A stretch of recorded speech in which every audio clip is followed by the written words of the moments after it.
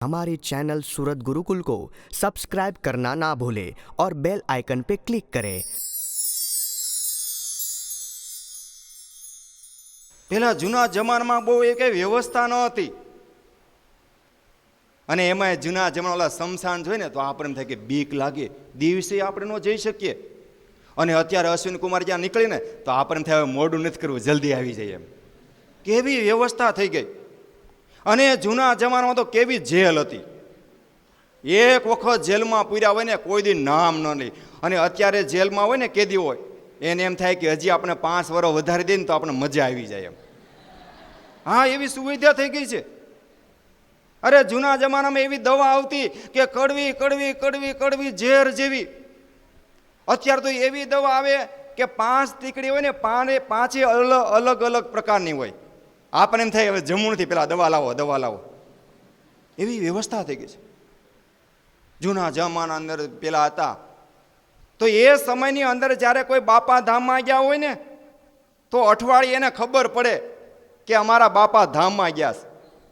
અને અત્યારે ત્યાં ડસકા લેતા ને ત્યાં ખબર પડી જાય કે બાપા ડસકે સીડ્યા છે, ચાલો આપણે જઈએ. એવી સુવિધા થઈ ગઈ. પણ ખરેખર એના કરતાં કે જૂના જમાનાની અંદર માણસોનો ખોરાક બહુ હતા, બહુ ખોરાક હતા. ગામડાની અંદર માણસો હોય એના છોકરાને કે જો છોકરા, એ સામે નળિયાવાળા મકાનમાં અમે 40 વર્ષ રહ્યા અને હાલતા હાલતા ભીલું ગોળ ખાઈ જતા. હવે હાલતા હાલતા ભીલું ગોળ ખાઈ જાય તો બેઠા બેઠા કેટલું ખાઈ જાય. અને હાલતા હાલતા ભીલું ગોળ ખાઈ જાય પછી એને એમાં નળિયાવાળા મકાનમાં જ રહેવું પડે ને, એને કોઈ દી ધાબાવાળા થાય. ત્યારે છોકરા એમ કે ભાઈ તમારે જેમ અમે ખાતા હોય ને તો અમે હજી એમાં જ રહેતા હોત. બહુ ખોરાક હતા. હું એક વિદ્યાર્થીની રૂમમાં ગયો, એટલે 6 નંબરનો રૂમ રાજકોટ ગુરુકુળમાં. એમાં એક છોકરો બીમાર હતો. એટલે મેં કીધું કે તું કેમ ઊતો છો? સ્વામી મને તાવ આવે છે. મેં કીધું પણ કાંઈ જમ્યો? સ્વામી જમવા ગયો તો પણ માંડ 8 અડદિયા ખાઈ શક્યો. કડવું કડવું લાગે છે.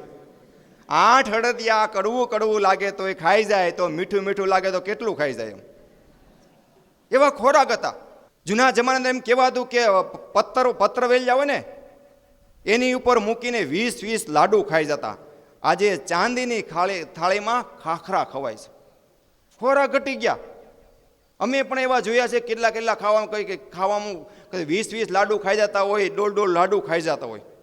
અને જૂના જમાનાના માણસો ને ભોળા બહુ હતા. એક વખત અમદાવાદની અંદર, રાજકોટથી અમદાવાદ, એટલે ખટારામાં બેહવાનું થયું. એમાં વચ્ચે લીમડી આવી ને એટલે ખટારો ઊભો રહ્યો. એમ થયો ક્યારનો આ ઘેરનો દાંડિયો કાઢવાની મુશ્કેલી છે, મહેનત કરે છે, નીકળતો નથી. એ તો ભાઈ ખાધેલ પીધેલા હોય ને, એને મોડી તોડી અને કાઢી નાખ્યો. પછી જ્યારે એ આવ્યો કે આ ઘેરનો દાંડિયો ક્યાં, તો કે લે મને એમ થયું કે તમે ક્યારની મહેનત કરતા હતા, તો અમને એમ થાય કે તમે તમારી ગાડીમાં બેઠા છીએ તો એટલું કરતા જઈએ ને. જો પછી ત્યાંથી બાપુનગર જવાનું હતું. એટલે રિક્ષાવાળો બૂમ પાડે, હાલો ભાઈ બાપુનગર બાપુનગર બાપુનગર. ઓલો કે કેટલા? તો કે 30 રૂપિયા. એમ બેસી ગયો. બાપુનગર આવ્યું, 15 રૂપિયા. ઓલો ભાઈ ભલા માણા 30ની વાત થઈ છે અને 15, તો કે 15 મારા ને 15 તારા. હું એકલો બેઠો નહોતો, તું હોતીને બેઠો હતો એમ. પછી ત્યાંથી બીજા દિવસે ક્રિકેટનો કાર્યક્રમ હતો, તો ક્રિકેટના કાર્યક્રમમાં ગયા તો જોયું તો એને તો આમ થયું કે ઓહો આપણો દેશ બહુ ગરીબ છે. 11 ખેલાડી અને 1 દડો છે, બધાને એક આપી દેવો છે. આ કેટલા આપણે દેશ. બીજે દિવસે સંગીતનો કાર્યક્રમ, એમાં શાસ્ત્રીય સંગીત. એટલે ટગર ટગર જોવે અને આંખમાંથી આંસુડા પડે. તો બાજુમાં એક ભણેલો હતો. એટલે એને એમ થયું કે હું કેટલું ભણ્યો છું અને મને આમાં કાંઈ ખબર પડતી નથી ને આ ભાઈને ખબર પડે છે. એટલે પૂરું થયું ને એટલે એને કીધું કે તમને સંગીતમાં બહુ રસ છે અને તમને બહુ એનો મહિમા છે, કાંઈ તમારી અનુભૂતિ કહો. તો કે મને એવી કાંઈ અનુભૂતિ તો થઈ નથી, પણ આ જે સંગીત જે શાસ્ત્રી હતા એ જેમ ગાંગરતા હતા એમ જ મારો બોકડો છે ને એ ગાંગરતો હતો. અને 2 દિવસમાં વયો ગયો. મને એમ થાય કે આવડો આ બિચારો વયો જાય કે લ્યો ગામમાં સંમેલન ભરાણું. એટલે સંમેલનમાં એવું હતું કે બધાને છે ને બધા જ્ઞાતિ તરફથી એક એક જણાને બોલવાનું. એટલે બધાનો વારો આવે. પટેલ લોબીમાંથી એક જણાને બોલવાનું, બીજા હોય તો એને એક લોબીમાંથી બોલવાનું કે ભાઈ આપણી જ્ઞાતિ ખૂબ જ પાછળ છે અને હવે આગળ આવવાની જરૂર છે. તો પાછળથી ઊભા થઈને આગળ આવીને બેસી ગયા. એમાં એક વખત ગામડાના ભોળા ભોળા માણસો હોય અને ડૉક્ટર પાસે ગયા. એટલે ડૉક્ટરે કીધું કે ભાઈ શું થાય? તો કે પેટમાં દુખે છે. તો કે છેલ્લે છેલ્લે શું ખાધું હતું? તો કે ખોખારો ખાધો હતો. બીજે દિવસે દવાખાને ગયા તો રસ્તામાં મેડિકલ આવ્યું. એટલે મેડિકલ વાળાએ પૂછ્યું કે ભાઈ મારે થોડું ઘણું તાવની બીમારી છે, તો તમારાથી કાંઈ સારું થઈ જાય, ફાયદો થાય? તો કે હા, લ્યો આવ્યો આ દવા, આનાથી ફાયદો થશે. એક દિવસ દવા લીધી, બીજે દિવસે દવા લીધી, કાંઈ ફેર ન પડ્યો. એટલે બીજે દિવસે મેડિકલ વાળાને કહે ભાઈ 2 દિવસ દવા લીધી અને તું કહેતો તો ફાયદો થશે, કાંઈ ફાયદો થયો નહીં. એ કે મેં કીધું તું ફાયદો થાય, તમને કે મને એમ નહીં, મને ફાયદો થયો ને. બીજે દિવસે દવાખાને ગયો, 1 અઠવાડિયું દવા લીધી, તાવમાં કાંઈ ફેર પડ્યો નહીં. બીજું અઠવાડિયું દવા લીધી, તાવમાં કાંઈ ફેર પડ્યો. અને પછી આનો મગજ તેપી ગયો અને ડૉક્ટરને કહે 15 દિવસ ત્યાં હું દવા લઉં છું, કાંઈ ફેર પડ્યો નથી. હવે જો ફેર ને ન પડે તો તમારું આવી બન્યું છે. ડૉક્ટર કહે આવ્યો આ 2 ટીકડી, એક અત્યારે લેજો અને એક સવારે ઉઠો ને તો લેજો. સમજાય છે? એમાં ગામડાની અંદર હોય તો દાંતના ડૉક્ટર હોય. એટલે એક ભાઈ ગયા દવાખાને. એ કે કેટલા? તો કે દાંત તમારો હાવ હળી ગયો છે, કાઢવો પડશે. એમાં હાલ એમ જ નથી. કેટલા પૈસા થાય? 100 રૂપિયા થશે. એમ 100 રૂપિયા? તો કે હા 100 રૂપિયા, હું ભણ્યો છું, તમે મંડી ઠેકીને ભૈયા ગયા છો, 100 રૂપિયા વાંધો નહીં, કાઢ નાખો. દાંત કાઢ્યો, પકડ લઈને આવે, જોરથી આમ પકડ કાઢ્યો, રાડ ફાટી ગઈ, દાંત તો નીકળી ગયો. ટ્રીટમેન્ટ પૂરી થઈ ગઈ. પછી એને કીધું કે આવ્યો આ 100 રૂપિયા. એ કે નહીં, તમારે 300 આપવાના. તો કેમ? તો તમે જોરથી રાડ નાખીને મારા 2 દર્દી વી જાય, 300 આપવા. બોલો, આવું દારૂનું વ્યસન હોય. એટલે બાજુવાળાને શરદી થયેલી ને એટલે એની પાસે આવેલા. એ કહે બાપુ તમે જૂની પેઢીના માણસો છો, તમને કાંઈક અનુભવ હોય, મને શરદી થઈ ગઈ છે, કાંઈ દવા જાણો છો? હા, 2 ઢાંકણા દારૂ પીવો ને દરરોજ, તમારી શરદી વહી જાય. અરે ભલામણા તમે શું વાત કરો છો? 2 ઢાંકણો પીવાથી શરદી વહી જાય? તો કે મારી 60 વીઘા વહી ગઈ અને તમારી શરદી ન જાય. ડૉક્ટર સોક્રેટિસ એમ કહે છે, એક દિવસ એનો જન્મદિવસ હતો. એના મિત્રએ દારૂનું ફીણું છે ને ભેટમાં આપ્યું. ત્યારે ડૉક્ટર સોક્રેટિસે દારૂની બોટલ છે ને ધૂળમાં ભેળવી દીધી. ત્યારે એનો મિત્ર કે હા આ શું કર્યું? ત્યારે ડૉક્ટર સાહેબ એટલું કે દારૂ પીધા પછી મારું જીવન ધૂળમાં ભેળવી દે એની કરતાં હું પેલા બોટલને ધૂળમાં ભેળવી દઉં, માટે દારૂ ન પીવો. આ દુનિયાની અંદર જેટલા દરિયાએ ડૂબાડ્યા નથી ને એટલા દારૂએ ડૂબાડ્યા છે. પણ આજે બધાને એક રોગ લાગુ પડ્યો છે કે ગમે તેમ કરીને બધાને રાતોરાત કરોડપતિ થવું છે. જ્યાં પૈસા મળે એવા ધંધા કરવા છે. આજે કોઈ દેશમાં એવું, આ દેશમાં એવું કોઈ ખાતું નથી કે જેમાં કોઈ ખાતું ન હોય. પોલીસ મિત્રો હતા ને, પોલીસ મિત્રો એક જગ્યાએ દરેડો પાડ્યો. એટલે પૂછ્યું કે ભાઈ તમે પશુને શું ખવારો છો? તો કે પશુને તમે જુવાર બાજરો મકાઈ. એમ જુવાર બાજરો મકાઈ ખવારો છો? લખી નાખો 500 રૂપિયા દંડ. 500 રૂપિયા દંડ છે. આને કીધું વખત બહુ કહેવાય. બીજા ગામમાં ગયા, બીજા ગામમાં પૂછ્યું કે ભાઈ તમે પશુને શું ખવારો છો? તો કે બરફી, પેંડા ને સુખડી. અરે ભલા માણસોને મળતું નથી, તમે એને પશુને ખવારો છો? લખી નાખો 500 રૂપિયા દંડ. કેમ કે એને ગમે તેમ પૈસા લે મળવા. ત્રીજા ગામમાં ગયા, અરે કીધું તમે પશુને શું ખવારો છો? તો કે અમે તો રોકડા આપી દઈએ, તમારે કેટલા જોઈએ છે? જુગારનો ઓડો હતો, ક્યાં દરેડો પડ્યો અને 4 જણાને પકડ્યા. કે તું તો જુગાર રમતો હતો ને? અરે મહાત્માજી સાહેબ તમે જો તો ખરો, હું અહીંયા ઉઘરાણી કરવા આવ્યો હતો. એમ? જા તું નિર્દોષ તો નીકળ. બીજાને પૂછ્યું ભાઈ તું તો જુગાર રમતો હતો ને? અરે ભાઈ સાહેબ તમે વિચાર તો કરો, હું ગાડીની ચાવી લેવા આવ્યો હતો, જો અમારા હાથમાં ચાવી છે. એમ? જા તું નીકળ. ત્રીજાને પૂછ્યું તું તો જુગાર રમતો હતો ને. અરે સાહેબ, આ મારા હાથમાં કેટલી છે, હું ચા પાણી પાવા આવ્યો હતો. એમ ચોથાને પૂછ્યું, ભાઈ તું જુગાર રમતો હતો ને? સાહેબ હું એકલો એકલો રમતો હતો, બીજો કોઈ નહોતો, એકલો એકલો રમતો હતો. ગમે તેમ કરીને પૈસા વાળતો હતો.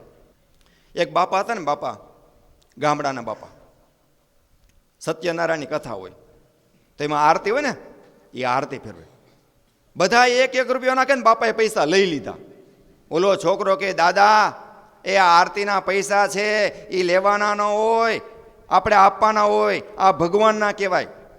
હે ગગા, હું કીધું ભગવાનના કહેવાય? તો કે હા. તો કે તારી ઉંમર કેટલી થઈ? તો કે 14 વર્ષની. મારા જો 84 વર્ષ થયા. તારી પેલા હું જઈને હું ત્યાં આપી દઈશ, કે હું ત્યાં આપી દઈશ. હવે ભાડાના મકાનમાં એટલે ભાડું તેવો ને ઉઘરાણી કરે. આવી મંદી હાલતી હોય એટલે મનમાં એમ થાય કે આ કદાચ ખાલી કરીને તો ભાડું આપણું ખોટી થાય. એટલે વારે વારે ભાડાની ઉઘરાણી કરે.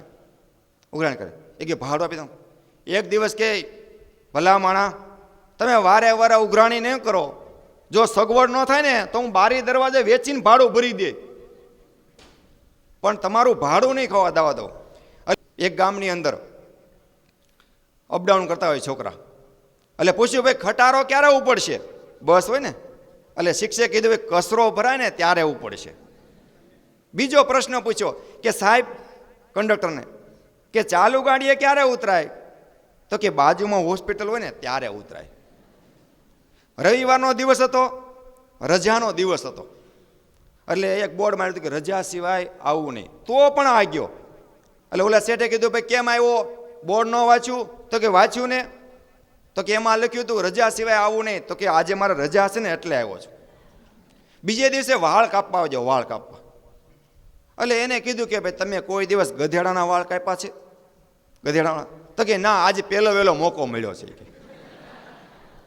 બીજે દિવસે દવાખાને ગયો, એટલે કીધું કે તમે ગધેડાને તાવ માપવાનું થાય તો તમે કેવી રીતે માપો?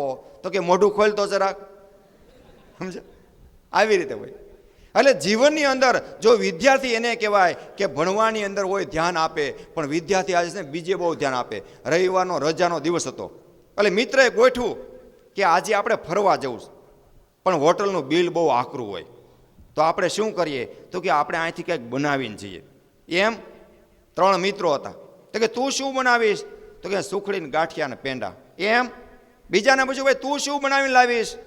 તો કે હું છે ને થેપલા ને સૂકી ભાજી. તો ત્રીજાને પૂછ્યું તું શું લાવીશ? તો કે હું મારા નાના ભાઈને લાવીશ. એમ એટલે એવી રીતે અપહરણનો ભાવ હોય તો એના જીવનમાં ક્યારેય સુખી ન થાય. ઘણી વખત આવી રીતે નડવાનું કામ કરે અને પાછા જ્યોતિષને હાથ દેખાડે કે મને આ નડે છે ને મને ઓલું નડે છે. એક માન્યતા છે. ઘણાને એમ હોય કે ભાઈ ઘણા એક માન્યતા હોય કે અમને બિલાડી આડી મળી ને તે અપશુકન થયા. પણ બિલાડીને પૂછીએ ને તો બિલાડી એમ કે આજે માણસ સામો મળ્યો ને તે અપશુકન થયા, જ્યાં જ્યાં જવું ત્યાં ધોકા ખાવા પડે છે, ક્યાંય દૂધ નથી મળતું. એમ એટલે જીવનની અંદર અપશુકન થાય કોને કહેવાય? તો અપશુકન આપણા અપશુકન ન થતા, પણ આપણે એવી માન્યતા હોય છે. ઘણાને એમ હોય કે અમને આ નડે છે. એક ભાઈ કીધું કે ભાઈ ક્યાંક જ્યોતિષ જોશ? તો કે હા જરૂર. તમને શું નડે છે? તો જ્યોતિષ કે તમને છે ને શનિ નડે છે. એ કે ભાઈ શનિ તો બહુ પૈસા આપે છે. ના, તમારે કરવો જ પડશે. એક વખત તમે શનિ કરી નાખો પછી તમારે કાંઈ વાંધો નહીં આવે. એટલે ઓલાએ પૈસા ઉછીના લીધા અને થોડાક બાકી લેલા રાખ્યા અને શનિ કરાવ્યો. શનિ કર્યો એટલે પછી થોડા દિવસ પછી થયું કે હવે શું રેડી થઈ ગયું? તો કે ત્યાં હવે શનિ નથી તો હવે સોની નડે છે. શનિ છે ને ઘેરે ન આવતો, પણ સોની છે ને ઘેરે આવે છે. એક વખત એવા જ્યોતિષ હતા, એણે કીધું કે મારું જ્યોતિષ જોયેલું કોઈ ફેલ ન જાય. એટલે સભામાંથી ઊભા થઈને આવે એક ભાઈ, બોલો કે મારા પપ્પા ક્યાં ગયા છે? થોડી વાર આંખો બંધ કરીને કે તારા પપ્પા ગોલોકમાં ગયા છે. એમ? એ તો કૃષ્ણ ભગવાન આરે સુખ સુખ ભોગવે છે. બીજાને પૂછ્યું, બીજો આવ્યો કે મારા પપ્પા ક્યાં છે? એણે આમ આંખો બંધ કરીને કીધું તારા પપ્પા તો વૈકુંઠમાં ગયા છે. એમ? એ તો અહીંયા રામચંદ્ર ભગવાન આરે મોજ કરે છે, રામ લક્ષ્મણ ને જાનકી છે. બહુ સરસ. ત્રીજો ઊભો છો કે મારા પપ્પા હું ક્યાં ગયા છે? તારા પપ્પા કૈલાસમાં ગયા છે. તો કે એને બોલાવો ને, મારે થોડુંક કામ છે. અરે એમ નો આવે, કૈલાસમાંથી થોડા અહીં બાજુના ગામમાં સોસાયટીમાં ગયા છે, એમ નો આવે. તો કે હું બોલાવું તો? અરે તું હું ગમે એ બોલાવે ને તોય ન આવે. તો કે ઊભા છે, કાકા અહીંયા આવો તો. ઊભા થયા અને આવ્યા. એ કે તું મને મારવા તૈયાર થયો છું? હું તો જ્યાં અહીં બેઠો છું. કે એટલે આપણને કોઈ નડતું નથી. જો આપણે કોઈને ન નડીએ તો બોલો સહજાનંદ સ્વામી મહારાજ. हमारे चैनल सूरत गुरुकुल को सब्सक्राइब करना ना भूले और बेल आइकन पे क्लिक करें